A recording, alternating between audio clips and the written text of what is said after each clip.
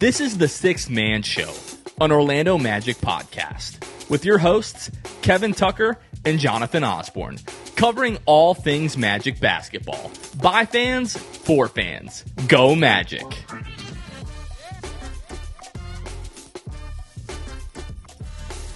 What's going on, Orlando Magic fans? You guys are back with the Sixth Man Show. Today is June 16th, 2025. Jonathan Osborne here, as always, joined by my co-host Kevin Tucker. We are recording this on Father's Day. So, Kevin, first of all, happy Father's Day. How are you doing? Happy Father's Day to you. And this Father's Day did not go how I expected. You're going to be a father again. Oh, I don't know about that. I was going to say, we got a new daddy in Orlando type thing. I don't know. But oh my God. Yeah, you heard me. This is off to a hot start. Off the rails already. I expected a very normal, calm, peaceful Sunday, Father's Day. And at about 11:08 a.m. Eastern time, all of that got thrown aside, but in the best way possible. What a day. Jonathan, how was your Sunday? Sunday was pretty chill. First couple hours, I like you and a lot of others, I was at church. I was serving during our second service at that point. Yeah, like second service was about to end, and I was having a conversation, and all of a sudden I was like, man, my phone has really been buzzing these last 4 or 5 minutes or so. And I pull out my phone and I see that our 6-man group chat is going crazy. So I just went to Twitter. I didn't even check to see what was happening there. I just went right to Twitter. I knew that something had happened. And I see the Shams notification that the Magic have traded Kentavious Caldwell-Pope, Cole Anthony, and 4 first-round picks to the Memphis Grizzlies for Desmond Bane.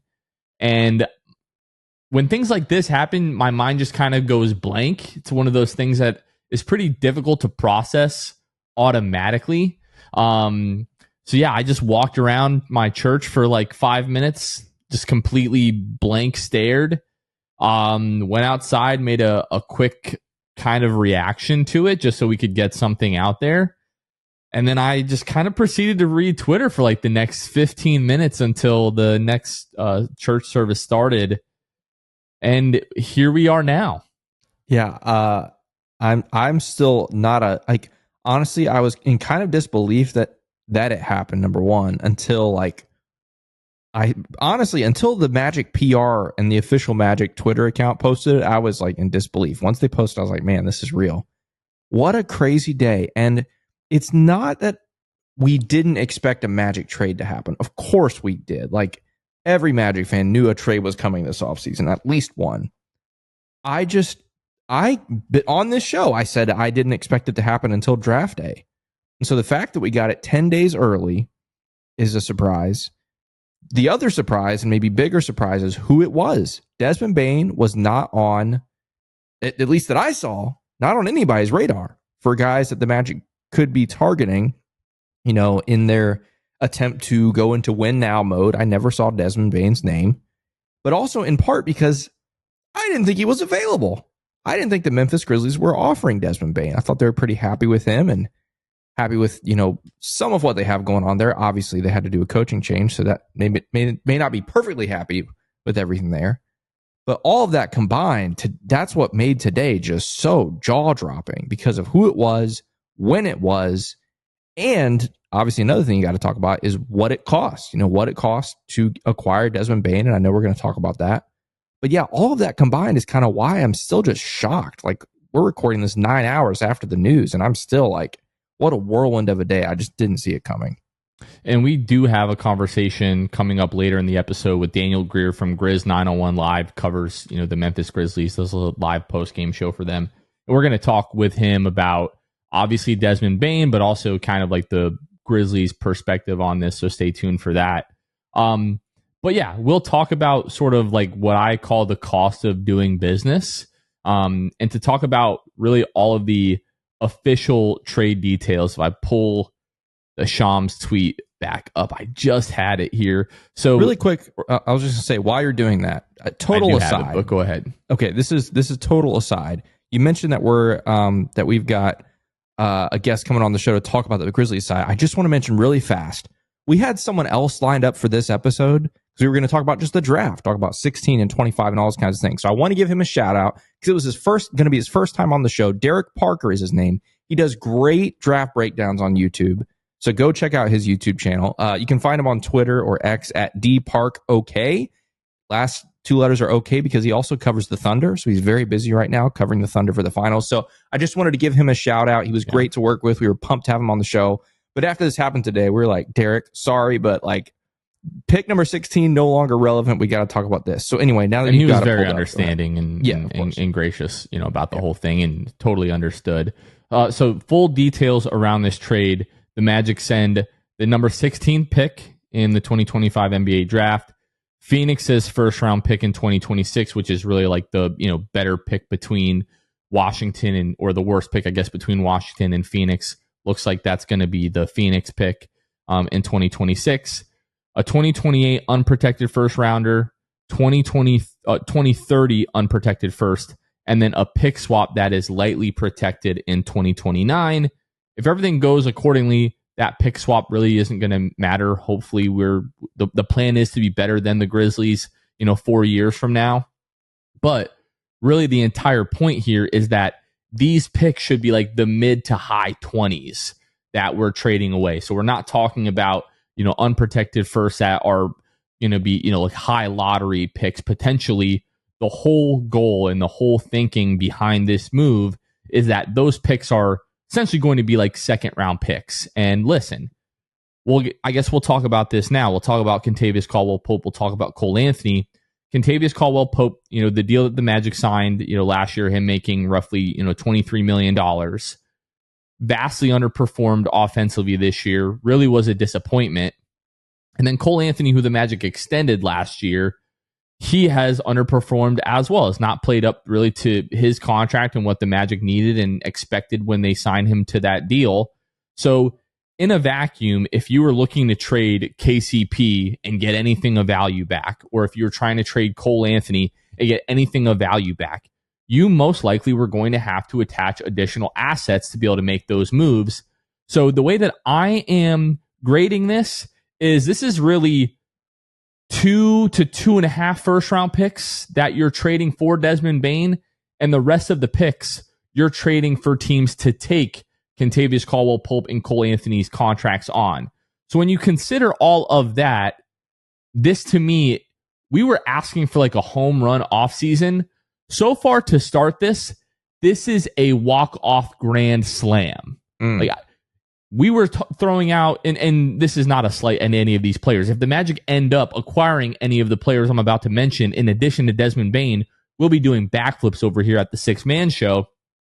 But as we were, evaluating the potential of trading for Anthony Simons or Kobe White or, Colin Sexton, any of these guys, none of us thought that a move for a guy like Desmond Bane was possible.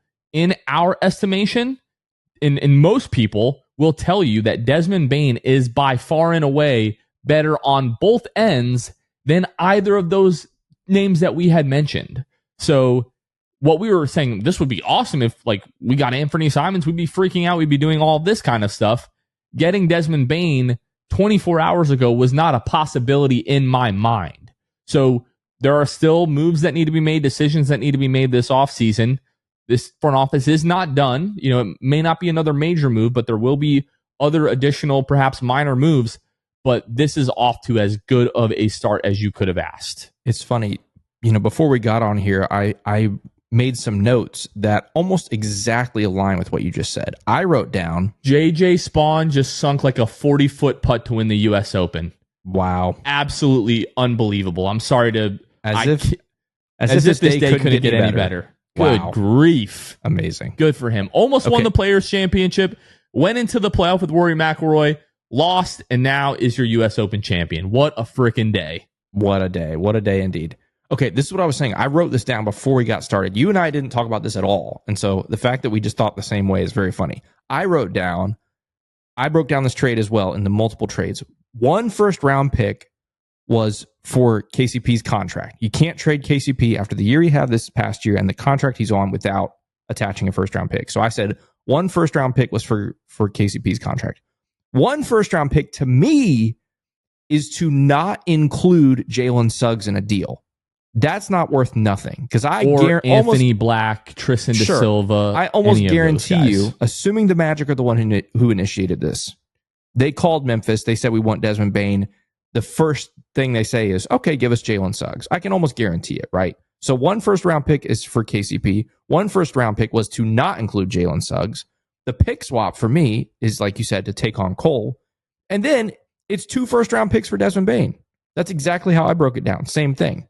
Like to me, it's on paper, you look and you hear like the big number, 4 first round picks and a pick swap for Desmond Bane. You hear that and you go, wow. And at first, even when I saw it, I'm like, whoa, that's a lot. But when you think about it, when you think about the fact that most of those picks are going to be late picks, in the 20s, you think about who they were trading, KCP and Cole, picks had to be added. The thing that hurts is that Phoenix Washington pick situation, right? That one hurts. That's probably going to be a very good pick. But do the Magic need... though, like, Phoenix has given no indication that they're just going to bottom out. Like, they're going to trade KD for, they've been win now, veteran moves, things like that. Like, if they're anywhere near, like, the play-in, like, what that's going to be, like, the 15th pick in that draft, that doesn't move me, and that is not getting in the way of me trading for Desmond Bane. Of course not. I'm not saying that, but I'm saying, like, if any one of those pan out, it's probably going to be that one as something that's worth anything. But all of that combined makes all this make sense. So yeah, on paper, the 4 first round, and I also just got to add the number of times I've been seeing 4 unprotected first round picks on the internet, people freaking out. When one of those picks is for 10 days from now, we already know what that pick is going to be. That pick is going to be number 16. It's not going to magically jump into the lottery in the next 10 days. All right. So it's pick number 16 this year. It's 3 unprotected firsts and the pick swap. That's how I break it down. All of that, like, to me, it's such a home run. And the last thing I'll say about at least this stuff is this. I think most Magic fans should be absolutely over the moon for this. And I think they are. Most fans are. I still see a lot of people on social media that are negative. And I want to say a couple things to that. Number one, you wanted a big move. I don't know any Magic fan that didn't want a significant change this summer. You got it. Okay. Number two, Magic fans wanted to get rid of some of the dead weight. And no offense, no disrespect to KCP and Cole, and I know we'll talk about them maybe in a little bit, but they were poor last year, and you were able to offload that.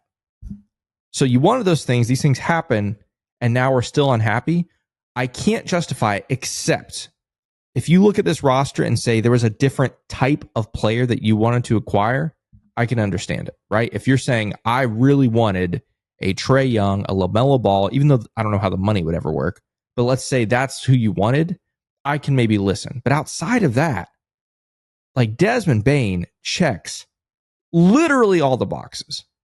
It is such a massive upgrade to KCP in that role. Even if KCP had a good year, even if this year was a good KCP year, Desmond Bane is still a significant improvement over KCP. If we got the best case scenario, Kentavious Caldwell-Pope this season, that's what I'm saying. This is still a significant upgrade offensively. It's still. And then you factor in KCP not having a good year, KCP getting older. Who knows what KCP is going to look like in the future? And it's just a home run. It is such a home run. Like, we haven't even talked about the shooting percentages yet. We haven't even gotten into the Desmond Bane, the player. It's kind of where crazy. I want to go next. Please. So let's do that. If you're not familiar with Desmond Bane, one, you're about to be.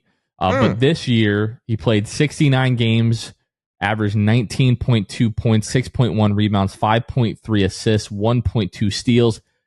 On 14.8 attempts, shot 48.4% from the floor as a guard.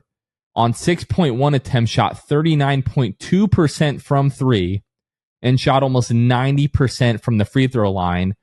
The Memphis Grizzlies this year were 48-34 with Ja Morant missing 30-plus games, and Desmond Bane essentially being their primary ball handler for a significant chunk of the season. This is not just a guy, again, not to, rake Kentavious Caldwell-Pope over the coals or whatever. That's I guess, interesting choice of words given the fact that we traded Cole Anthony as well. But this is not a guy who we're just going to ask to sit in the corner and hit open threes. Desmond Bane is a guy who's going to be able to, catch and shoot, make threes off the dribble, threes in transition, create some, offense on his own as well.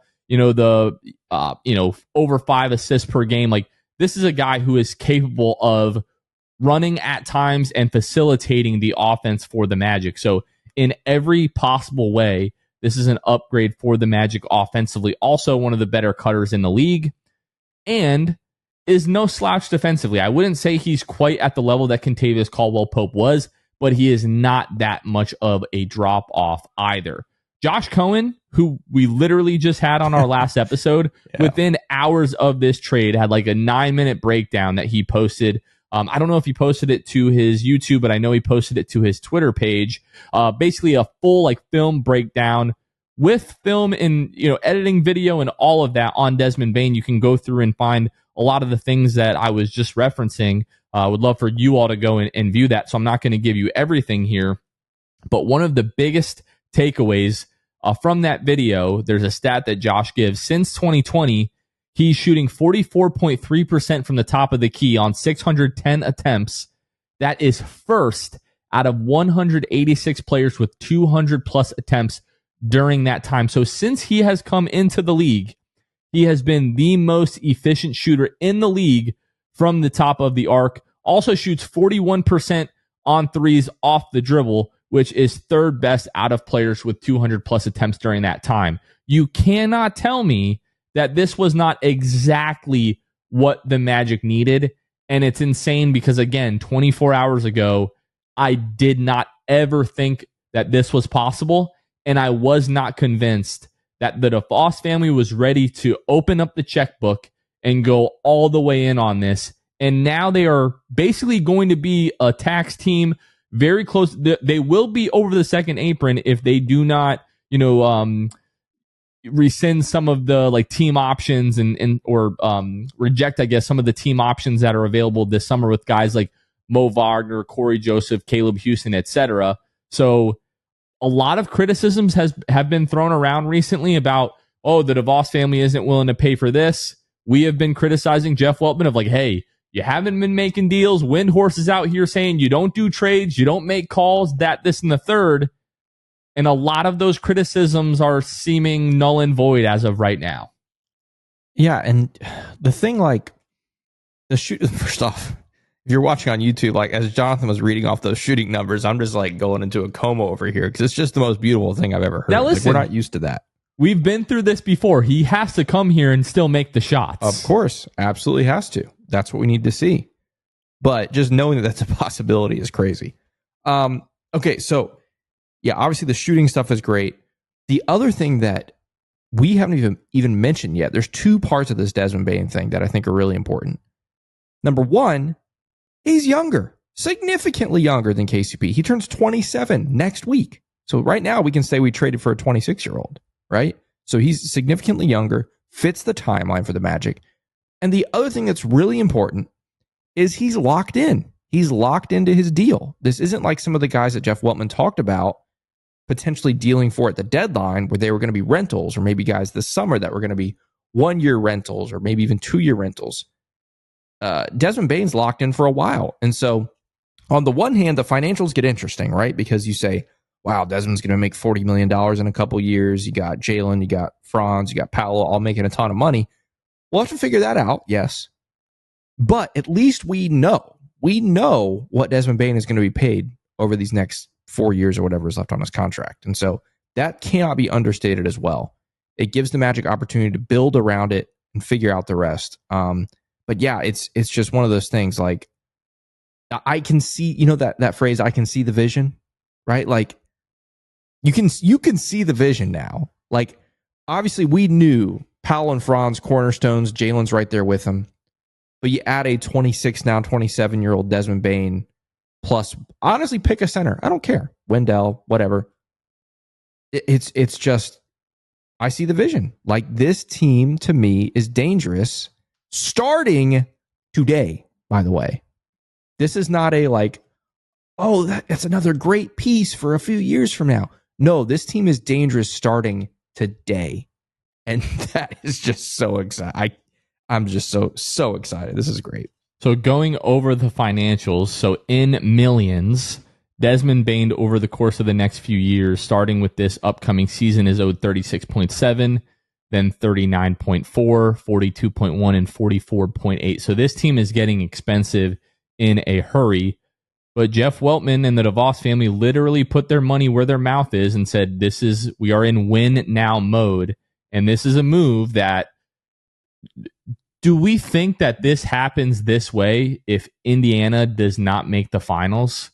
Like, if the finals ends up with the Boston Celtics, Jason Tatum doesn't get injured, Kristaps Porzingis looks great, all of that stuff. If this playoffs goes a little bit differently, maybe teams aren't so like ready with the trigger that it seems that they are now. The East legitimately is wide open. When I look at the East next year, because of what we've seen from Cleveland in the playoffs, you cannot convince me that the Magic can't be in the Eastern Conference Finals or even the NBA Finals next year at this rate. I do think there are still moves that need to be made. I would like to see an upgrade at the center position still. I don't know how feasible that's going to be at this point, but I'm kind of right there with you. Like, the rest of that starting lineup is absolutely good enough that the guys that we have are definitely serviceable and probably good enough. And then I think with moving on from Cole Anthony, given his inconsistency, what have you, I still think you need to add a bench scorer to this lineup. Now, does that come in the fashion of Tristan da Silva taking a big step, or does Jet Howard finally work out? I know that's very unlikely, but is there an answer on the roster? I'm not sure.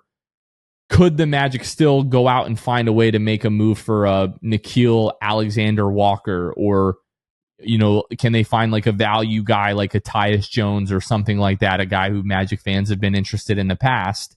Could they still make a move like that? If you fill the holes that we kind of still see in this lineup, you just cannot convince me that it's not possible for the Magic to make the finals next year. And don't forget, pick number 25 is still ours. That's the other thing. 25th overall pick still in play here. That's the Denver pick that we acquired. So that's still in play. That's going to fill a spot. Yeah, it's hard, at least for me. Like, I was a big Desmond Bane fan before this. And so, like, again, like we talked about, I just never thought he could be on this team. So the fact that he is now, it's hard for my mind not to go crazy and think about the possibilities. The other thing with Desmond Bane, like, you went through some of his numbers. He, honestly, if he's in the Eastern Conference, he probably already has an all-star appearance by now. Probably 3 or 4 of them. Yeah, like, he's a legitimate all-star level player. And don't forget, he has had to step up a lot at Memphis for Ja Morant's different absences for various reasons, injury or otherwise, right? He's had to step up a lot, and he's proven very reliable in that. And that's the other thing. Like, Dan Savage was tweeting out a bunch of different, Desmond Bane facts. One of the things we talk about so much that this team needs is another initiator, another facilitator. And Desmond Bane actually brings some of that. Not full time. He's not a lead guard or whatever. But Dan Savage mentioned that he averaged 22.9. So basically 23 times a game, he brought up the ball for the Grizzlies. 23 times a game. That's not nothing, right? And so it's another option to alleviate the pressure from Paolo and Franz, not just when they're off the court, but even when they're on the court. Like, another guy between Jalen, now a healthy Jalen, a Desmond Bane, those two guys can also bring the ball up and let Franz and Paolo play off the ball more. But then the other thing that, I know I'm just like, this episode, we're just all over the place. There was no plan. We're just rolling about all this stuff with Desmond Bane. But the other thing I keep thinking about is, like, think about all the times that Paolo attracted 2, 3, 4 defenders on his way to the rim. If Desmond Bane is Desmond Bane, you can't do that anymore. Like, defenses can't do that. You cannot leave a 40% three-point shooter wide open all the time. Like, I'm just picturing defenses scrambling, right? Because either you gotta deal with Paolo, and if you're dealing with Paolo, fine, we'll give it to Franz. And if all of a sudden you find some way to deal with Paolo and Franz together, oh, here's Desmond Bane. Like, that should get Magic fans really excited. At least it does for me. The Six Man Show is brought to you by our friends over at Jam Hot Chicken, who are bringing jams, culture, and hot chicken to the heart of Winter Park. We're big fans of Jam Hot Chicken because they're big fans of the Orlando Magic and of this fan community, owned and operated by diehard Orlando Magic fans. And we absolutely love them, not just because of that, but because the food is really stinking good. And in fact, our friends at Jam Hot Chicken are up for a vote over at Orlando Weekly's Best of Orlando 2025. So be sure to head over there and give Jam Hot Chicken a vote because they deserve it. It's the best chicken in Central Florida, if you ask me. But you can find them at 400 West New England Avenue, Suite 13 in Hannibal Square there in beautiful Winter Park. You can also find them at Jam Hot Chicken on all social media and visit their website, jamhotchickenfl.com, to access the menu. Check out all things Jam Hot. Again, Orlando Weekly, Best of Orlando. Go vote for them. And you can't vote for them if you haven't tried it. So before you do that, if you haven't been, go visit Jam Hot Chicken and let them know that the Six Man Show sent you. This episode is also brought to you by Court Cousins, R Improv 221, El Mexico, Luis Rosario, and Jeremiah Quintero. These are some of our Hall of Fame and elite tier patrons. They went over to patreon.com/the Six Man Show, where for as little as $2 a month, you can help support the show. You can get access to other benefits and other tiers, like access to our Discord community, also our monthly Zoom calls where we meet with our listeners and just kind of give them some behind the scenes look, hang out, talk Orlando Magic basketball, and sometimes other things as well. But if you like what we're doing here, trying to grow this Orlando Magic fan community and give this team the home court advantage that we so desperately believe that they deserve, again, you can head on over to patreon.com/the Six Man Show. Select whatever tier works well for you. We give our Hall of Fame and elite tier patrons a special shout out each episode. And whenever we have new patrons, we give them a special shout out as well. So every little bit helps. Again, you want to join in, support what we're doing here, head on over to patreon.com/the Six Man Show. And now let's get back to the episode. Kevin, I want to take you back to a point. You're quite a few years older than I am. Okay. Just a year. But I want to take you back. I was 13 years old in the summer of 2007 when the Magic acquired one Rashard Lewis, who, in his own right was an all-star, with Seattle.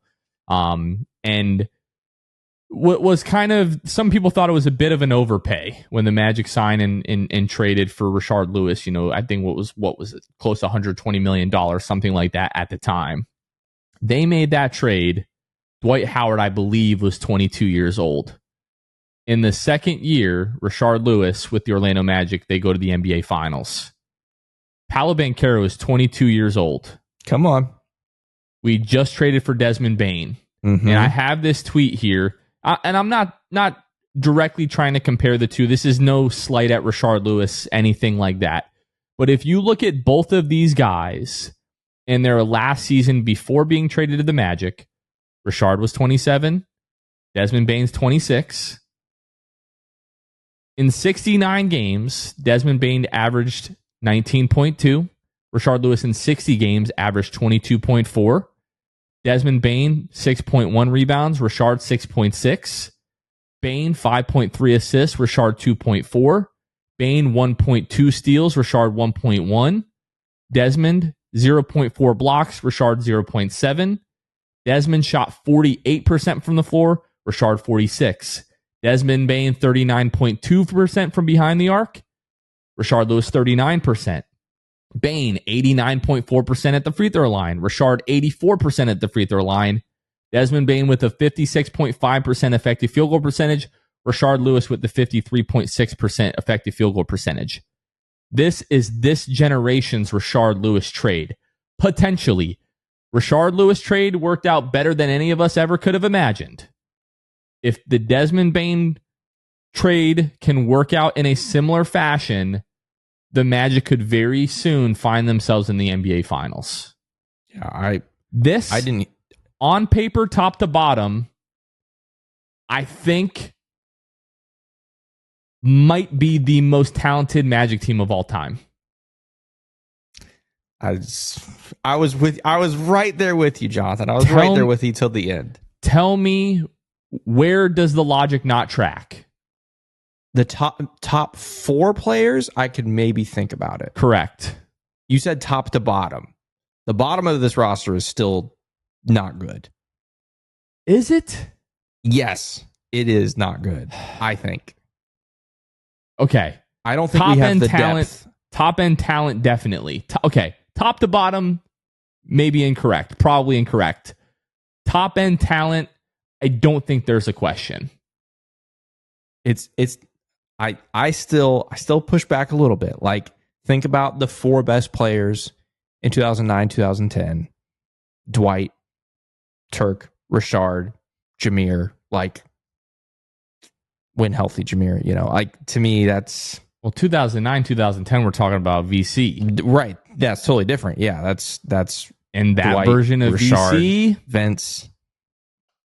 That's the best regular season Magic team of all time, if you ask me. Correct. Now, could this team go out there and surpass them? Maybe, but I don't know. I'm not quite ready there, and especially like once you go past those 4, I do not think this team is, the best. But I the other thing is, like, this East, like, those teams back then, they had different teams to compete with and all that kind of stuff. Boston had their 3-headed monster, big 3, whatever you want to call it. And obviously the East has our own challenges, but like you said, it feels very wide open, and it feels like it's there for the taking, not just talking about next year, but I feel like the Magic are ready to like establish their presence long term. Like we talked about, Desmond Bane's locked up. Franz, Paolo, Jalen, all locked up for the foreseeable future. And that's different. That's something that sets this move apart from some of the other moves that this has been compared to. The biggest one that I've seen on social media is the Mikal Bridges trade from, last offseason. The difference is the timelines are just so different, right? And the long term, I think there's a real argument to make that Desmond Bane is better than Mikal Bridges. I think that's very possible. Very possible. I did want to say, we've just sat here and just gone on and on about how great it is. And it is great. Like, obviously it's great. It would be a disservice to not mention maybe 1 or 2 things that I think are worth pointing out. The first thing is health. Desmond Bane has not had a perfect track record health-wise. Played, like you said, 69 games last season, but before that, 42 games and 58 games in the 2 seasons prior. So injuries have been an issue with Desmond Bane in the past, but 3 out of the 5 seasons he's been mostly healthy, and so you'll take that. But that is something to keep an eye on. Obviously, we can't afford to be having more injuries, next season or beyond. So I think that's worth pointing out. And then, outside of that, though, like what can you look at in his game and say it's something to be concerned about or something to keep an eye on in the context of this Magic team, right? Like, he's not going to have to be the guy. Like, sure, there will be moments where I want to run the offense through him. I want him to take over. He's a guy that can get hot. He scored 49, 50 in one of these games this past season. Went 7 of 7 from 3. Yeah, I want that to happen, but that doesn't have to be every night. And so that's not an issue. Defense, like you said, already a very good defender. Throw him in with the rest of this crew. It's just, I don't think you're going to lose anything on the defensive end. So that's not a concern. He's going to shoot the ball well. I truly believe that. Turnovers, maybe, in the mid 2s. But outside of that, like, given last year, it was 2.7 turnovers. He had a 28% usage rate. This year, it was 2.4 turnovers with like a 23% usage rate. Like, that's the other thing. And, you're getting more with, like, you're also, like, you're getting better in certain areas while also eliminating other players' weaknesses via this trade. Like, we talk about Kentavious Caldwell-Pope not really being able to create a ton, and like I would say is probably 90 to 95% of the defender that Kentavious Caldwell-Pope is, and the fact that he's 6'5" and built like a brick house. The only thing that you can convince me of is just the fact that it is a ton of money. I'm not really concerned about the picks. It is a ton of money. This team gets incredibly expensive immediately. But for me, that's kind of where the concerns stop with him. The health, yes. When I was starting to look at those numbers, I'm like, I don't love that. But then also, how much of that is like the time in the last few years that like Jaren Jackson has missed time, and John Morant has missed time, and he's been asked to be the number one guy, and how taxing is that? But the fact that we have a dude that is this capable, who is going to be our third option, maybe fourth option sometimes, depending on, if Jalen's got it going or whatever is going on there. And I do think offensively that Paolo and Franz are both better players than John Morant and Jaren Jackson Jr. For sure, yeah. So this is an even better situation for Desmond Bane. Yeah. And he's got a better defensive team around him as well. There's no reason. We were talking about, hey, if you trade Kentavious Caldwell-Pope, it's probably going to come at the cost of like significant defense. I still think that this team can be a top 5 defensive team in the league. Absolutely. With Desmond Bane. Desmond Bane, Josh Cohen talked about this in his video as well. Desmond Bane gave Paolo and Franz a little bit of trouble in their matchups this year. This dude is a very capable defender. Yeah, absolutely.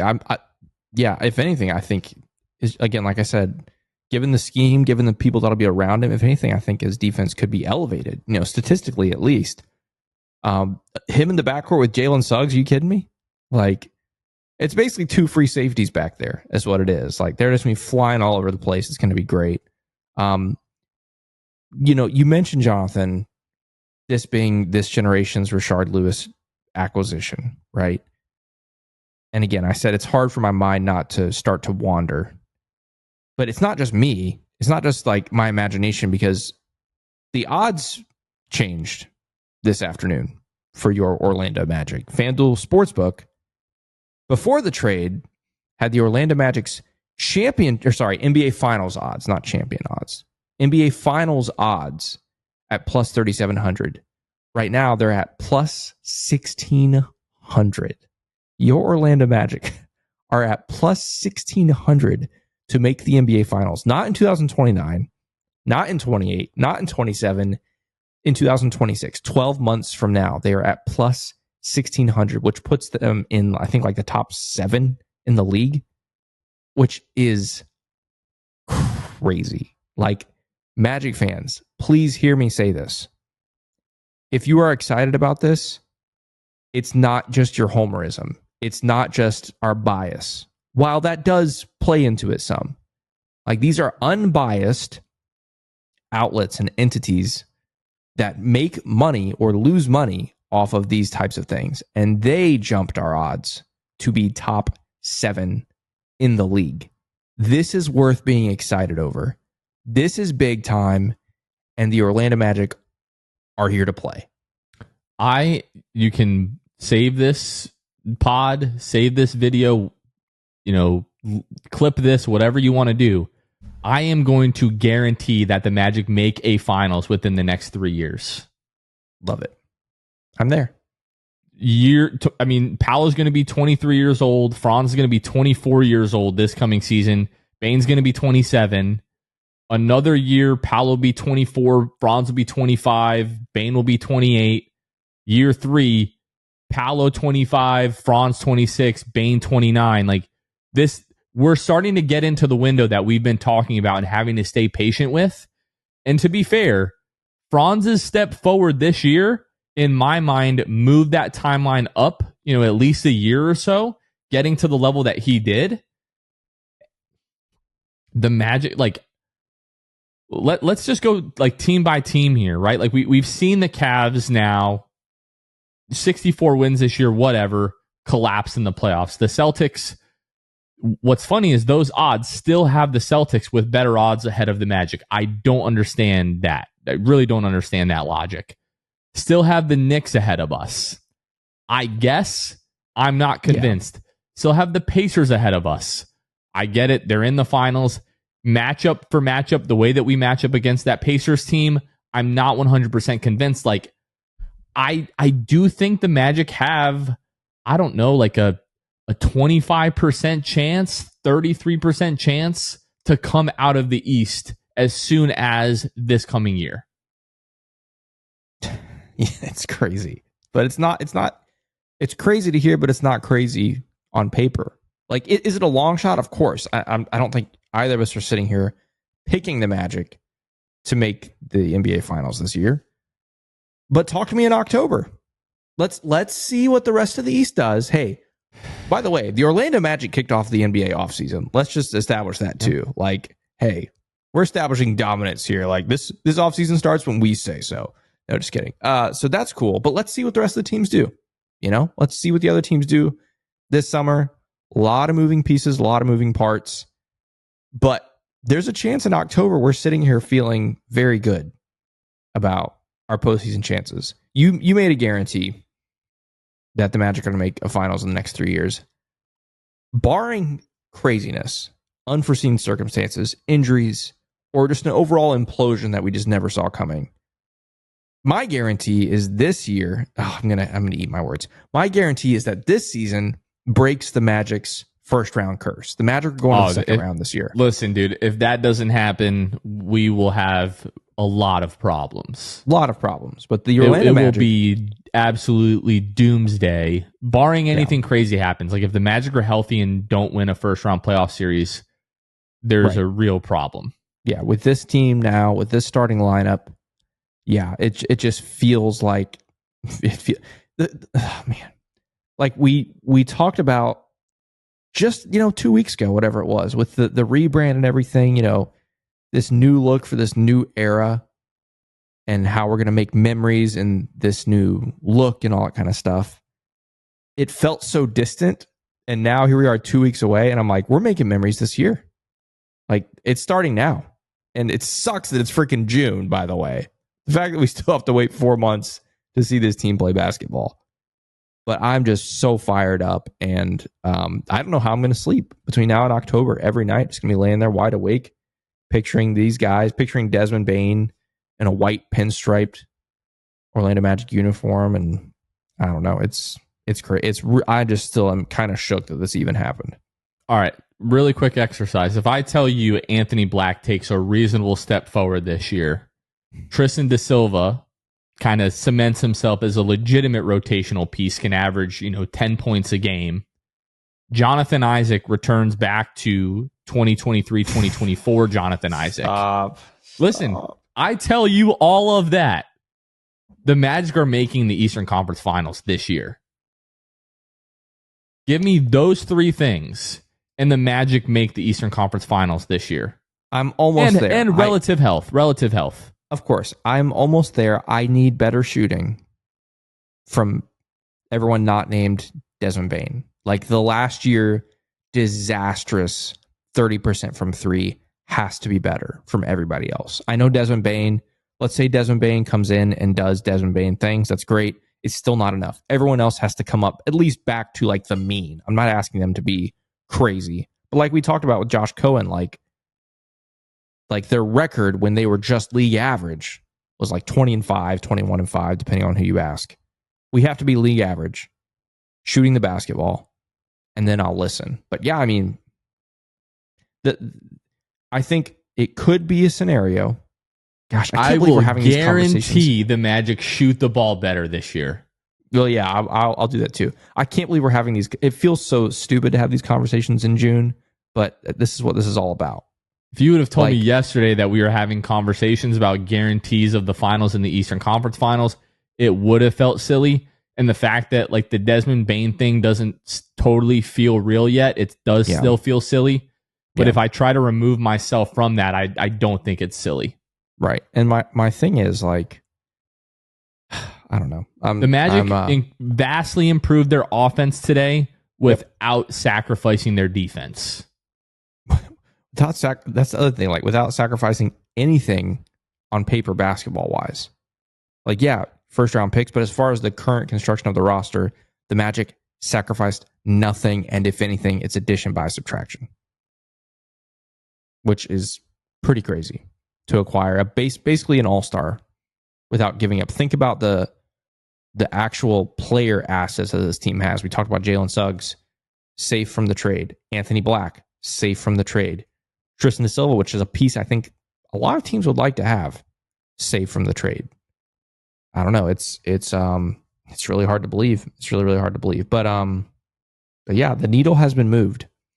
Like the needle has been moved, and we talked about expectations. Like we talked about them last year, as though this team's got to be better, and then injuries happen. This year, expectations, it's a totally different ball game now, right? Like this team is here to play, and that means two things. Number one, it's exciting for us, but number two, it's go time, right? Like this move has to work out. The guys that are currently left on this roster or whoever is going to be around by October, they have to play up to these expectations. The coaching staff has to be up to these expectations, not just because of where the fans stand now, not just because of whatever, because now, like we talked about at the top, the DeVos family is going to be paying for a very good basketball team. And so from a business standpoint, your bosses are, like you said, putting their money where their mouth is. And that means the team has to step up. Am I worried about it not happening? No, I believe, like we said, I think this team is going to be very good. But if they're not, there's going to be problems. And so to me, that's very exciting. But the stakes are higher. They definitely are. So this puts the Magic, I believe, as everything is now, I believe it puts them into the second apron. I think there are some mechanisms that the Magic can decline some of the team options, like Gary Harris, which I think at this point is all but done. Corey Joseph, most likely as well. Caleb Houston, it's tough because it's such a cheap deal, but now we're literally talking like every dollar matters in terms of the apron and some of those implications there. But then Mo Wagner as well. So to me, that's a big thing that's in the air, right? Like last year, the Wagner brothers documentary that came out, and we got to see a couple of years ago, like Mo Wagner's free agency playing out and him being frustrated just because he wanted to feel like he was valued somewhere, signing a pretty good deal last offseason. I think it was like $11 million a year. Is he now a year later coming off of an ACL injury, willing to, have that option declined? And then, does he hit the open market, see what he can get elsewhere? Would he be willing to re-sign here? Like this is, if the Magic are looking for moves outside of like the veteran minimum contracts, right? Like, if you're, I don't know if it's the first or second apron, but like you're not able to use the mid-level exception. So will the Magic try to open up a little bit of room to be able to use something like that? And then maybe re-sign Mo on like a minimum or something like that. I don't know. People have talked about like Nickeil Alexander-Walker, or like we mentioned a guy like Tyus Jones. If those are, targets that the Magic are going after, are you getting either of those guys on a minimum? I don't really know. Are you going to need to use the full mid-level exception to sign either one of them? I don't know that as well. The Magic, they still have a lot of decisions that need to be made. And I do still think there's, a scoring gap that needs to be filled in that second unit. 100% agreed. Just really fast with the Mo Wagner thing, like Mo, Franz, if you're watching, let's just do this. Like Mo will decline the option, sign you for a little bit less. But look, Franz, he's getting that new payday this year. Franz, why don't you slide your brother like, $5-6 million to like balance it out? Yeah, that way you guys make Franz make up the difference. Well, I mean, he's making a lot of money starting this year. So like slide it over there. And then that way you guys can still split, the cost of housing. And so Franz ends up, it ends up working out for both guys. No, I'm just kidding. But yeah, that's the other thing. This team is not done. Like this is not the move this offseason. There are other moves to come.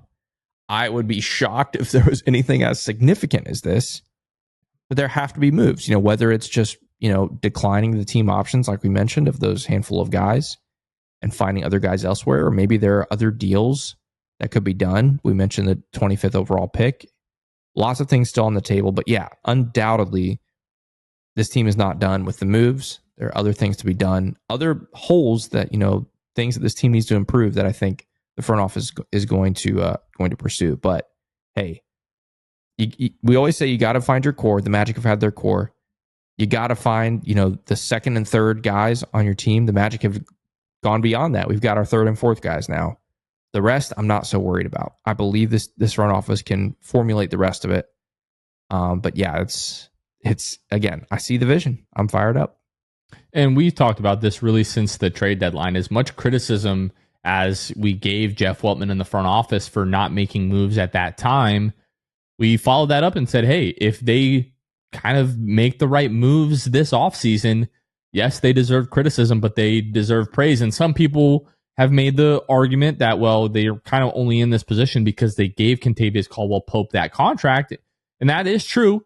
But then what? You're not going to make a move like this to improve your team just because you signed a guy maybe to a not so great deal last year? Like, regardless, I still think this is a good move and that they deserve credit for this. And then to the point of Mo Wagner, like if we're talking about having to move Mo Wagner, decline his club option and try to bring him back at a lower rate, like if that's going to upset him to the point that we end up losing him as well, then what good is making a move like that for Nickeil Alexander-Walker or a Tyus Jones? If it comes down to it, I'm just keeping Mo Wagner, and I'll be totally fine doing that.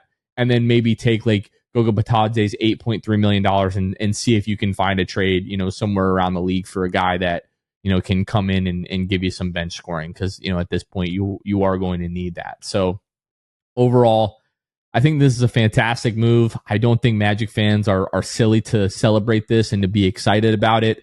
If you're concerned about the picks, I kind of get that, but then just think like the guys who are going to be drafted in 2029 are like 14 years old right now, playing Fortnite until 2 a.m. and Snapchatting, the girl that they think they're going to spend the rest of their lives with right now. Like, I can sleep okay tonight, especially because, again, we're talking about, let's keep these 4 picks in the hopes that maybe we could draft one of these guys that could be as good as Desmond Bane. Right. Or, hey, let's trade them and guarantee that we're going to have a guy that good for the next 4 years. And let me just add, if this deal does what it's supposed to, those picks are going to be trash. The only way those picks are good is if this high 20s. This trade bombs, which would be bad, right? And then we're just totally screwed. If Desmond Bane doesn't work out, then the picks are bad, or the picks are good, and then everything's. But again, this front office, they're pushing their chips in the hopes of being an elite basketball team. And so if those things happen, which right now I have no reason to believe they won't, then those picks are going to be not good. Like, sure, they have value, but they have value of a 25, 26, 27, 28, 29, 30 overall pick to me. Yeah. Right there with you. Super stoked about this. Kev, now I think is a good time to probably bring in and get some Memphis Grizzlies perspective on this trade. Was it an overpay in their eyes? Do they see it as fair value? And also just kind of get some information on Desmond Bane and kind of see where the Grizzlies are going, because a lot of people around the league after this mover, are they blowing it up? Are they not? What are they doing there? So let's go ahead and get to our conversation with Daniel Greer. All right, Magic fans, we are now joined by a very special guest straight from Memphis, Daniel Greer, who hosts the Grizz 901 live post-game show after Memphis Grizzlies games.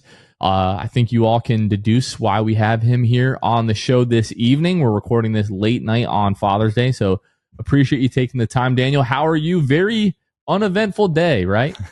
Yeah, very quiet day on Father's Day. I weirdly enough, all right, short story. My wife, huge Desmond Bane fan, as in what many of Orlando Magic wives or ladies will be a fan very soon. But I rolled over to her because we were watching some stupid show this today. And I said, I have really bad news. Sit down. She's like, shut up. I'm like, no, but for real. And I had to break the news to her that Desmond Bane is no longer a part of the Memphis Grizzlies. And she was very upset. Actually sent out information through text to her friends that wasn't aware just yet. So she was upset. Oh, that's tough. I think before we get into like the Desmond Bane stuff, and obviously there's a lot to talk about with that, I got to ask you about something behind you. Okay. Like, we've had a lot of guests from that cover other teams. You might be the first that we've had that has Orlando Magic stuff behind you. What's going on behind? I assume it's Penny and the Memphis connection, right? Yeah, no doubt. So I have two pictures just like Penny, as you can see right here. I have what I call the two pillars of Memphis basketball. It is Zach Randolph. He's in a Grizzlies. You can't see him. He's outside of the frame.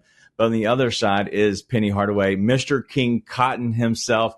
He's born and bred here from Memphis. He's probably, in my opinion, one of the best players to ever have the term "what if," because realistically, Penny was that dude, and I think all Orlando Magic fans could understand that. But Penny and Shaq, I grew up on that. I love that. The Grizzlies eventually came along, and I had to kind of make sure I was a fan of that. But in all honesty, like, Penny is my dude, but also Shaq. I even love the mascot stuff himself. Like, I love everything to do with, I love everything to do with Orlando Magic. They're my number 2 fan or team outside the Grizzlies always. You're winning over some Magic fans right now, especially. And some of our younger fans, they hear us talk about Penny, but when a guy makes all NBA in his second season, like that just doesn't really happen, in today's NBA. So Penny absolutely was that dude. But Daniel, if you could just kind of, I guess, give us a little bit of your perspective on this trade, what it, kind of means for both teams. I know there's a lot of questions of what direction are the Grizzlies, going down, and how much do you think that this move elevates the Magic going forward? Yeah, so this trade, it came out of, I wouldn't say nowhere, because we saw this happening as Grizzlies fans, that they have the core 3. We don't want to call them a big 3, because realistically, it's hard to have 3 that are just really, truly a big 3 of a team. But you have to say that it was a little weird. Like, it wasn't clicking like it was in the past. There was something missing. It's almost like on a car, really, you have a missing cylinder. It just wasn't clicking like it should have been. I love Desmond Bane, like, truly one of the best players to come out of the Grizzlies organization. And I will talk to him as a human first. And I don't want to kind of just go away from your question, because I do appreciate it. But let's talk about Desmond Bane as a true human. The dude is a genuine good guy. And that's really where I kind of always make sure on any show that I ever do, I always try to celebrate the good guys. Desmond Bane is a good dude. Happy Father's Day to him. He got sent out to I want to say a better place. He got a prettier place for sure, down in Orlando with the beautiful beaches for sure. But in all honesty, like, his son, he's now, I guess, going to be 3 years old very soon. Armani, like, everybody is going to love the human side of Desmond Bane. The basketball player is going to be even better. Like, the dude is just a dog on the court.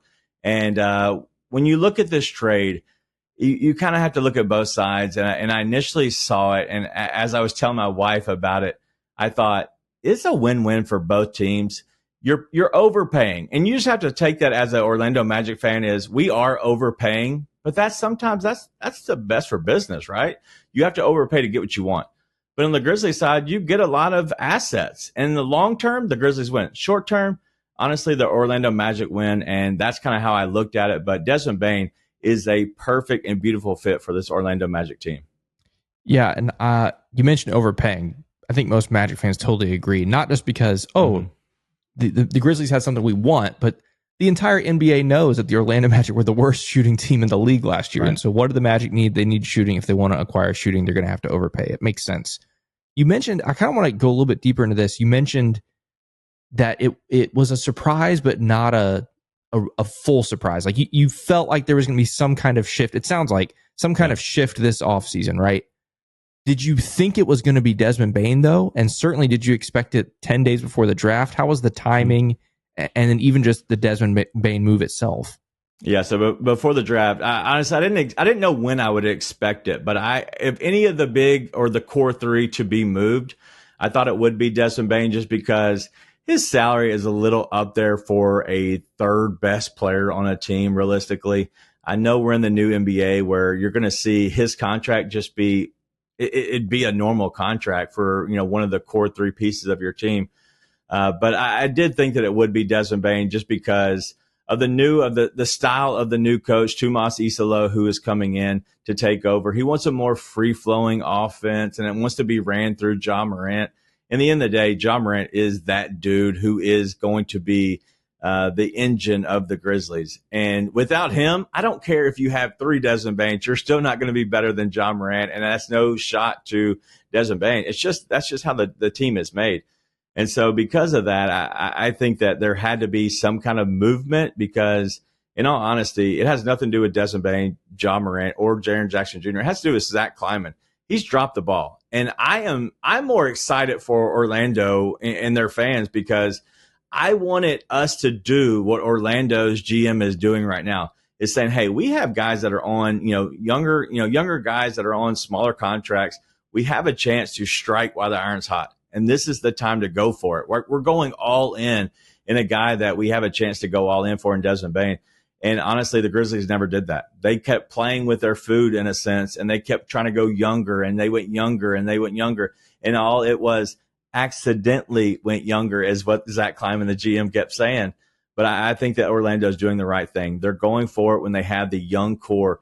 And honestly, they're all under contract for the next 4 or 5 years. So why not just kind of go for it with these core guys? Now, in your opinion, is for the Grizzlies, is this a move that they're kind of retooling, adding KCP, who maybe had a down year, but they're hoping can bounce back shooting wise? Maybe Cole Anthony can give you all a little bit off the bench while you're adding future assets, or is this like perhaps the first step in maybe like a bigger kind of rebuilding move? Like, what's your opinion on that? Yes, I think this is the first step, like you're saying, Jonathan. It is. I think, in all honesty, I don't know if y'all saw the Instagram, and who knows if it's real anymore with AI these days, but Devin Booker supposedly put a grizzly bear or a bear on Instagram and then deleted it earlier today. And so I don't know if that is real. And if it's not real, I'll wear the pie on my face for sure. But I think that this is a first move in multi-moves.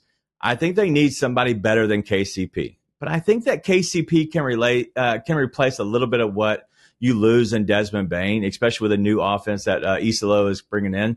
But honestly, like, you have to think that Cole Anthony is not on this team. They have Scottie Pippen Jr., who is a good backup as a point guard. You have John Morant. You can't base the fact that you have 3 point guards. That can't happen. Not in this NBA. I think that they're going to make some other moves. I think they could use the contract of I wouldn't say with a team option of Cole Anthony. I think that's a good contract to come off of if you're going to make some moves. I don't know if it's enough for Devin Booker, in my opinion, because in all honesty, why wouldn't Phoenix want that, right? Phoenix would want Desmond Bane instead of KCP or honestly just John Conchard. Nobody wants those pieces. They would rather have Desmond Bane. So I don't see why that would happen. But weirdly enough, I think that they're going to make some kind of moves. I want to kind of pick your brain a little bit more about Desmond Bane, the player, for Magic fans who may not be familiar, especially Western Conference team. We only see it twice a year. And especially this past year, did not go well for the Orlando Magic in those 2 games. But let's talk about Desmond Bane.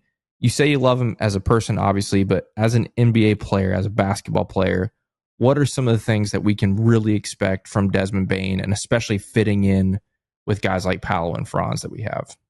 Oh man, the fit is just seamless, and I don't want to overstate that too much, but you're talking about a guy that is really good off of a 2 dribble drive, and the reason I say 2 dribbles is because if you look at a Jaylen Brown, who was 2 years ago, everybody was making fun. He doesn't have a left hand. Okay, well then he became an NBA champion, right? And now this next season, you're talking about him being the only guy, their best player they have in Boston. Well, let's look at Desmond Bane. He's right on that same part. And do you not think that a guy who honestly grew up Indiana, went to TCU, wasn't even wanted at TCU? I do have a story about that at some point throughout this. But at some point, Jamie Dixon gave him a chance, brought him into TCU, and now kind of keeps developing himself. Wasn't a good dribbler. When he was dribbling the ball when his first rookie season, it sounded like he was like beating that thing through the hardwood because he wasn't a consistent dribbler. He kind of developed that where he could do a dribble drive. And that's why I say a good off of the, if you want to do a dribble handoff, get him a 2 dribbles to the front of the rim. That's what Desmond Bane excels at, as well as if you want to get him, off of a screen and get him a little release out into to some space and get a catch and shoot 3-pointer. That's his best thing he's good at. So there's a couple of things that if you put him in the right environment, The Grizzlies did not last year. They tried to make him a backup ball handler, which is the dumbest thing you could possibly do with your best shooter. I think he's going to be put in a better environment, especially Paolo Banchero, who, weirdly enough, I am a Duke Blue Devils fan. I have never repped the University of Memphis, even though I do love Penny. I will make them my second best team there as long as he's a coach. But I love Duke and I love Paolo and what he can do. He can be the guy who, if you throw the ball into him, whether out on space, in the post, Paolo is that dude. You create space with Desmond Bane, whether it's a catch and shoot or it's a 2-dribble drive. I think Desmond Bane will be somebody that the Orlando Magic fans truly fall in love with, because he will go hard, whether it's the first quarter, first possession, or the last possession. You're going to get everything you want out of him. We've talked about this, but I think the way that the playoffs have gone in the Eastern Conference this year, like contending for a title kind of means something a little bit differently than it did maybe a month ago, right? With the collapse that we saw from the Cavs and the injury to Jason Tatum and what the Celtics might be going into next season, and now Indiana and the run that they've made. Magic fans, we're kind of licking our chops a little bit looking at this Eastern Conference next year. Like, hey, why can't we be Indiana next year? Just want to get your opinion on that. Like, do you see this move, adding Desmond Bane to Paolo Banchero, Franz Wagner, Jalen Suggs, and maybe some other moves that haven't been made yet? Would you be surprised if the Magic find themselves making an Indiana-like run in the next year or two? All right, so I'm going to throw this back on you real quick, and I'm going to put you on the hot spot since you asked the question, Jonathan. Why not? All right, Boston right now, going into next year, do you think that Orlando, as currently constructed, we'll say, is better than Boston next year? I don't know that I'll say better, but I give us a much better chance in a playoff series than I did last year. Bro, they're so much better. So much better. Okay, just well, you said paper, it. I didn't want to sit here and just go for celebrate. It, man. You're having a rough day. I'm not trying to gloat. But yes, adding Desmond Bane, I do feel that without Jason Tatum, we are better than the Celtics. All right. Even the Indiana Pacers, who are tied 2-2 going to get up against OKC, do you think that they would compete in a 7-game series, if not be better than Indiana Pacers right now? Yes, because I really like the way that we match up with Indiana. We own them, yeah. Go down the entire list. You have Cleveland. Like, anybody you go down that list, I promise you, Orlando, without Desmond Bane, truly matched up when healthy against these teams. With Desmond Bane, they outmatch. If not, they are neck and neck. It all depends on health, and that's truly what you all have to depend on as a team that wants to compete for titles. But with Desmond Bane, you do have a shooter that's going to space you out, and that's really what you want. Franz Wagner is your X factor. He's going to do a little bit of everything, and that's kind of what you want. But Paolo Banchero is your 1A. He's always going to be your 1A. If you're not building around Paolo, then you're just stupid. And I don't think that franchise is stupid, right? And so you have those three. Add in Suggs. Add in Wendell Carter if he doesn't get moved, if you don't come off of him and you want to throw in other guys that you use as a big. No matter what direction you go, Orlando is a top 3 team in the East. I don't care if Jason Tatum's healthy. I would still put Orlando Magic up there every year, just because let's just say that Orlando doesn't click and doesn't feel perfect and just something doesn't do well this year. Guess what? They're still under contract next year. And then guess what? The year after that. This isn't a move for this next season. This isn't a KD move. And I want people to understand and take a step back. KD is great. He's amazing. But you have a very short window. With what you did with the Magic, you now have a window that's going to be open for 3, if not 4, maybe 5 years that really you can feel good about and compete. And if you don't win a championship, that is what it is. But being able to compete and be in the conversation is really what you want, because it always gives you a chance. And I heard at one show one time, you just need it just a little bit of chance. So you tell me there's a chance. That's right. Kevin, I like this guy. I was about to say we should have more opposing, guys that hype up our team more. This is great. This is awesome. Doesn't always go that way. No, it doesn't. No, it doesn't. Let's we've heard all the good. Is there anything bad? Like anything that Magic fans keep an eye on? That no player is perfect. What types of things could maybe frustrate Magic fans, if anything, from Desmond Bane? Any kind of negative points, things that we could poke holes in when it comes to his game? Yeah, so no negative to a sense. He's a basketball player. He's going to have his ups and downs, his bad games, his good games. I will say that he has had back injuries over the years, and that's kept him out of it. But I promise you, if he can play, if he can walk, he's gonna be on the court. And I hate saying that because sometimes you're like, oh well, an injury could take him out. Well, he wasn't able to bounce back like he used to because we're all aging, right? We're all getting older, and sometimes our bodies just fail us, and that's just the truth. He had some very simple toe injuries, back injuries. Outside of injuries that can pop up, you're literally talking about turnovers. That's the only thing. And honestly, that came to happen the last 2 years. Guess who hasn't played for the Grizzlies the last 2 seasons? That is Ja Morant. He is your number one player. He's your best player. If you don't have Ja Morant, you should suck anyway, right? That's just the truth. I think some Grizzlies fans, and I apologize in advance for what I'm about to say, they're just stupid. And honestly, they just forget that realistically, you need your best players to be good. And if you don't have your best players, you're not going to have a good product on the court. There's a lot of new Grizzlies fans that's come over, and that's really who I'm talking about. A lot of them are Ja Morant fans, which is fine. We embrace everybody. But Desmond Bane is a guy who truly will give you every ounce of sweat, blood, his tears, everything he's got. And that's what you're going to get. You're going to have some stupid turnovers that you'll get frustrated by. You'll have some just bad shooting nights where he'll go 0 for 8.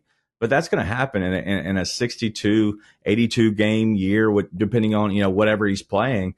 Like, that's what you're going to get out of Desmond Bane. But realistically, there's no negative in a sense of the guy and what he's going to be off the court or on the court. You're going to be happy truly with what he brings to you. You got my interest when we talked about TCU. You said you had a story about how it sounded like you said he wasn't wanted at TCU or something like that. Let's hear what you got at that. Yes, so he wasn't recruited very highly out of Indiana, and he was a small little prep school, and he was the dude. He was the big fish, small pond, which is fine. I was that as well in my days. But he he was being recruited, and the new assistant that was under Jamie Dixon took over at TCU that first year, and the assistant sold and was like, hey, we got to bring this guy in.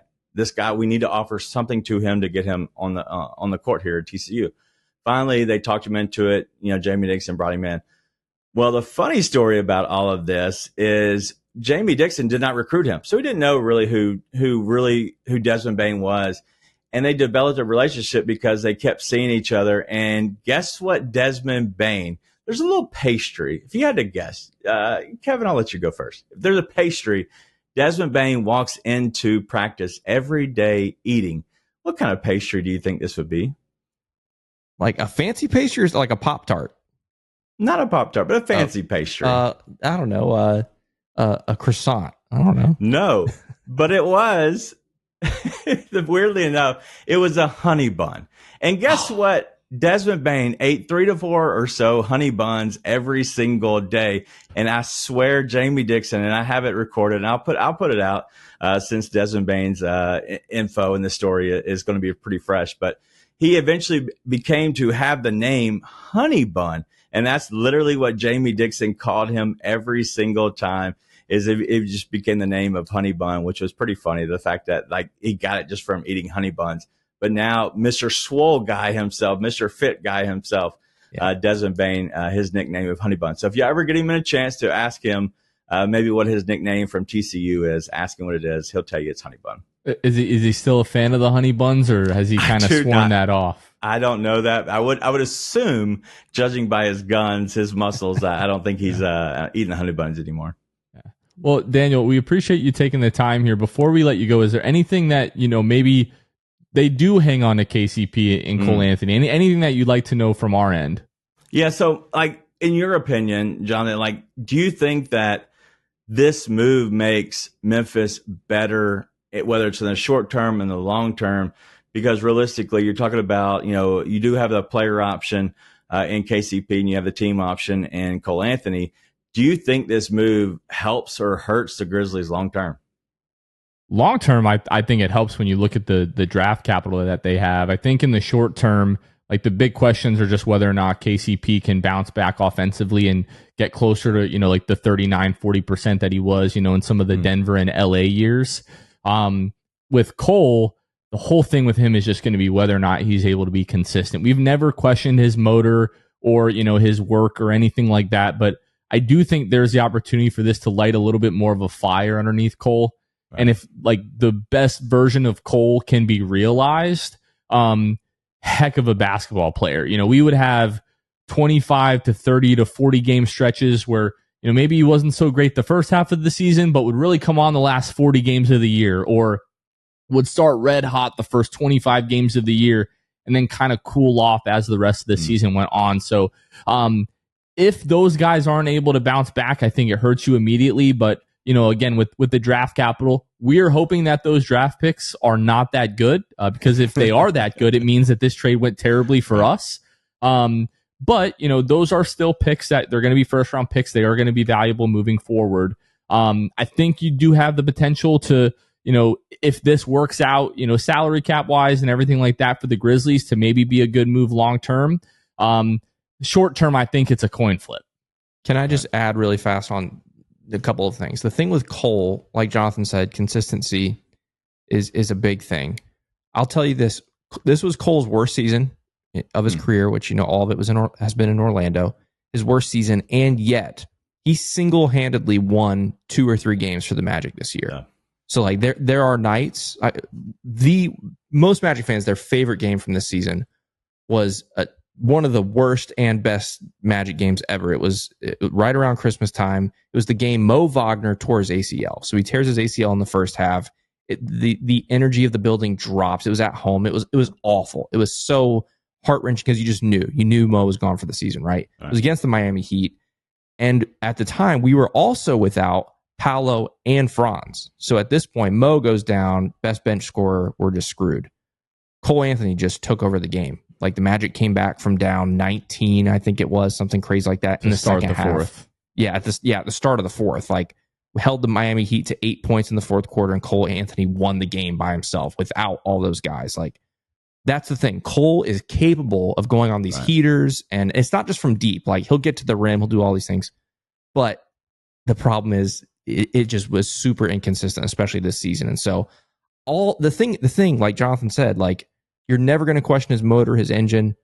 A great guy, great locker room guy, high energy, and fan favorite. I was about to say, all Magic fans are going to be rooting for him. Like, Magic fans are going to have an eye on Memphis, rooting for him. Hope he has nothing but success, whether it's Memphis or elsewhere. And so, yeah, you're getting a great guy. With KCP, it's about bouncing back, because defensively, still great. Yeah. Especially him and Jalen Suggs in the backcourt together, although they didn't get to play very much together because of Jalen Suggs' injuries. He's still great, older but wiser. And so, smart on the defensive end. It's just the shooting was just abysmal. And the last 30 games or so of the season helped bring it up a little bit. He did get better, but the first 50 were really, really bad. And then the playoffs was even worse. And so hopefully, maybe Jog gets a lot of attention. He can kick out the KCP and those kinds of things. But yeah, those are some of my thoughts on those two guys. And Magic fans will be rooting for them both, I think. Well, I think if you look at this trade, like, I think both fan bases, honestly, from my opinion, because I follow both fan bases, I wouldn't say closely on the Orlando side, but close enough, more than others. I think that everybody truly wants the other players to go off and be good. Like, you will never, and rarely will you have anybody talk bad about a Grizzly player that has been here and done well. Like, as long as they've been here for more than a year or two, then you'll have Grizzlies fans that truly want to see them succeed. But Desmond Bane is a different guy, and Orlando Magic fans are going to see that he is a different guy. That you're going to want to cheer for him.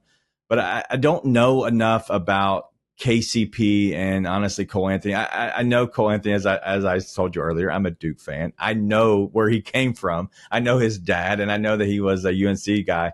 But I've been crushed by Cole Anthony many a times. I'm just curious what dominoes continue to fall. I love Cole Anthony just truly as a gritty player, as a backup that can do a little bit more. But I'm curious more on the defensive side of KCP, if he can kind of mesh. In your opinion, Kevin, like, do you see that KCP is a guy that can play alongside Ja? Do you think that they could be good, a good mesh, good ancillary pieces for Ja? I definitely think so. Again, it depends on what version of KCP, but offensively, where he's going to be very much more different than Desmond Bane. He's much more one-sided offensively than Desmond Bane. In the years that I've watched him from afar, he has much more well-rounded game. Obviously, he's known for his blow-bys. Gets guys in the air and drives to the rim or whatever. KCP, there's not a whole lot of that, right? Much more one-sided offensively, but he's still obviously going to be able to space the floor for Ja, who gets so much attention and I know tries to get to the rim quite frequently. So I don't see any issues offensively. It'll just be different.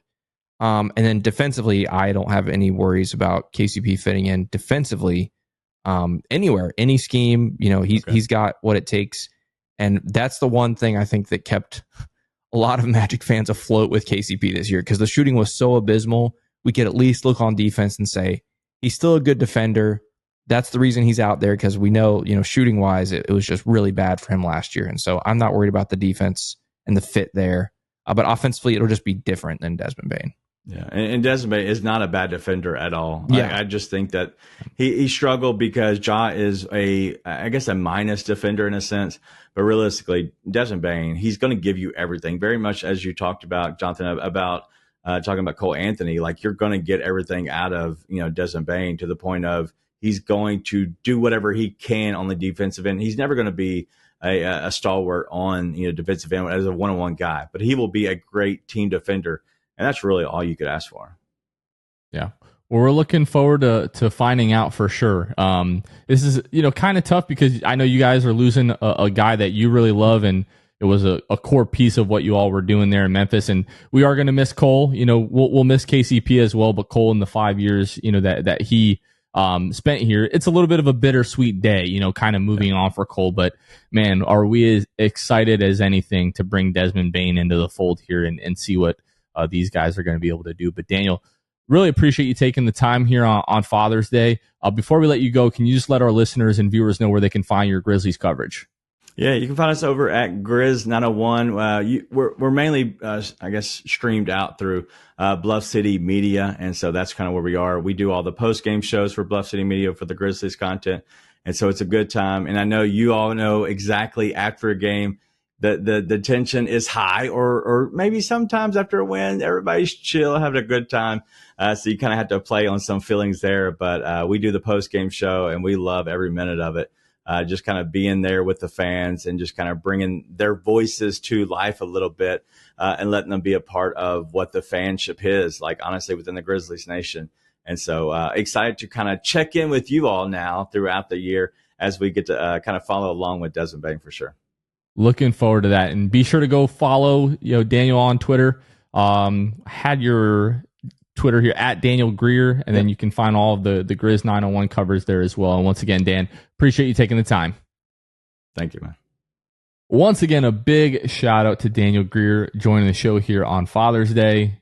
Really, really nice guy. Great at what he does. Gave us a lot of insight on Desmond Bane. Asked us some good questions about Cole Anthony and Kentavious Caldwell-Pope as well.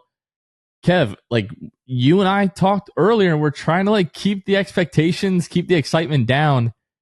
I'm kind of even more excited now after talking with Daniel about Desmond Bane. It was it felt weird. You didn't want to be like, yeah, we got this guy. He's so good. Thanks for trading him to us. All that kind of stuff. Like when you're talking to, especially, his wife, heartbroken that they traded away Mr. Buff Arms, Desmond Bane. Yeah. But man, am I freaking fired up to have this guy on our team. I was going to say, that didn't help with my expectations. Hearing a guy who, by the way, shout out for liking the Magic. That's great. Yeah. Love that he likes the Magic. But for a guy that isn't, Magic first, for him to come out and say all these things about, he did what we did earlier in the show, where he went line by line through the Eastern Conference. That does not help my expectations at all. Because right now I'm trying to bring them down, but right now they're way too high for my comfort. And it's whenever we talk to other people from other teams, and we ask what's your perspective of the Magic, right? And we start talking about some of the upper echelon teams. They're always like, well, you guys aren't quite as good as this team. I don't think you're as good as this team. So when he asked me the Boston thing, I was like, I kind of feel like he's gonna be like, well, you're not nearly as good as Boston, even without Jalen or without Jason Tatum. And then he flipped it the other way. He's like, even with Jason Tatum, I think you guys, might be able to beat them. So yeah, you both are a little further than me, by the way, because even without Jason Tatum, as currently constructed, I'm still not there. But the thing is, they're not going to be as currently constructed. That's the thing. Like, they got to make some moves, and when those moves inevitably happen, I do think the Magic can be better. But yeah, my expectations, they're even without higher Jason than they were. Tatum, the Celtics really didn't look that great. So yeah, I don't know, but I Jonathan, think it would be it'd be criminal for us to finish this episode without turning our attention to the two guys that are on their way out. I think first, maybe we start with KCP just because he was only here for a year. By all accounts, great guy for the locker room. All the players love him. And so got to give him credit for that. A guy could have very easily waltzed in here after a big payday and just, huffed and puffed and, gone to work and went home. But it didn't sound like that. It sounded like he was a good leader and a guy that, some of the younger guys really trusted and counted on. And, obviously on the court, didn't get what we hoped or expected. But at least got to give him credit for being a great professional off the court and being a good leader, for these guys. Any thoughts on the departure, the final words from KCP? Yeah, I mean, a guy who left a situation that he was pretty comfortable in, in Denver. And you can talk about the contract negotiations and whether or not they went the way that he wanted there. It's probably coming to Orlando because he was getting a bigger role probably, and obviously the increase in pay. But a guy that gave the Magic another level of credibility that they really had not had in the last few years by adding, a guy, coming off of a title. So yeah, pretty big signing for the Magic, but like you mentioned, it didn't really go the way that we all had anticipated here. Can I just really fast? We got some Magic news while we've been recording. Oh, Desmond Bane's going to wear number 3. Number 3. Yeah, you saw that. Okay, yeah. Sorry, Desmond KCP. Bane. Yeah. Hi, bye, KCP. Desmond Bane has now selected number 3. That is interesting. I'm interested to hear his reasoning behind that number. Yeah, we can ask him. I feel like now we got to turn our attention to Cole. We Anthony, have to talk about right? Cole. We got to talk about Cole. So I started the pod in the 18-19 season, right? And then we have the 19-20 season that was shortened by COVID. Just a very, very weird time. Yeah. And then, Cole's rookie season, I think it was pretty early in that year, had the game winner, against Minnesota. And with all the injuries that year to Evan Fournier and Aaron Gordon, that was and the ACL tear earlier in that year by Markelle Fultz and, Jonathan Isaac coming off the ACL. That was by all means, for those of you that listened to the pod back then, that was a miserable time to be covering this team and to be watching this team and to be living and dying with this team. Cole Anthony was essentially the lone bright spot in that season, right? And then there's, you get to the trade deadline and moves start to happen, and now it's this whole new kind of era, new wave of players on this team. When we think of the Chuma Okeke's and, the RJ Hamptons and all that kind of stuff, that real era, Cole Anthony was the shining light during that team before we knew what Franz Wagner was going to be. And before we, had Jalen Suggs and Paolo Banchero, Cole Anthony was the hope of the franchise during that time and brought us some very exciting moments on the floor. Obviously, the Miami game, last year, and other games, the game winner that he had against the Memphis Grizzlies, and just a lot of moments on and off the court, a lot of viral, halftime and post game interviews, and just all the work that he did in the community, helping the youth and, giving his time and giving his money and resources and things like that to the city, and just, being the heart and soul of this franchise, for a few years where this team was struggling to really establish an identity. And for a lot of younger Magic fans, people that are rooting for the team now, Cole Anthony was the first player that really got them excited for the Magic. So, although I do understand this from a business perspective and the basketball move, personally, it still sucks, and I feel for Cole Anthony, and we thank him for everything that he did in a Magic uniform, and really wish him well going forward. Yeah, and that's the thing, with Cole. Obviously,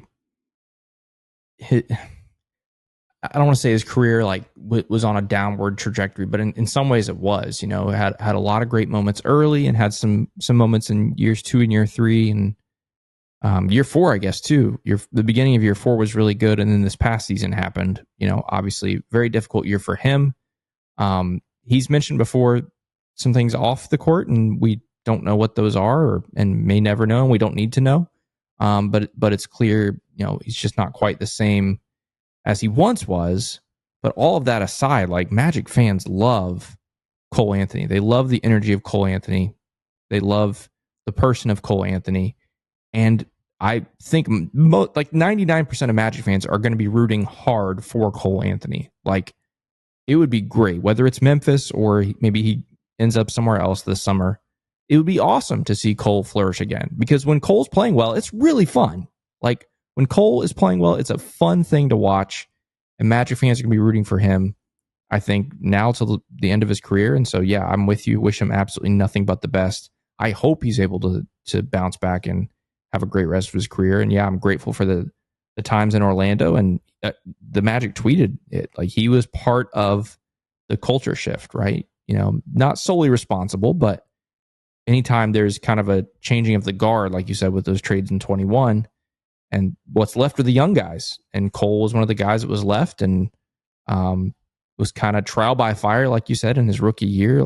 Really had to be put through his paces because of things that were out of his control. And but ultimately had a great attitude about it and super high energy. And yeah, wish him absolutely nothing but the best, and we'll be rooting for him for sure.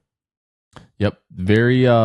It's a bittersweet day. We had figured that there was a reasonable chance that Cole Anthony would be moved this summer, but definitely a bittersweet day. But yeah, again, thank you to KCP, but a massive and heartfelt thank you to Cole for the last 5 years, and gave everything to this franchise while he was here, and deserves to be thanked and remembered and celebrated for that. So goodbye, Cole Anthony, but welcome to Orlando, Desmond Bane. Heck yeah, let's go. I think that's going to do it for this one. Again, a big thank you to Daniel Greer for joining the show. It was a lot of fun to talk to him, and just looking forward to see Bane in that number 3 this coming season. This has been the Six Man Show. For Kevin Tucker, this has been Jonathan Osborne. Again, you all have been listening to the Six Man Show, and we will catch you guys next time. See ya.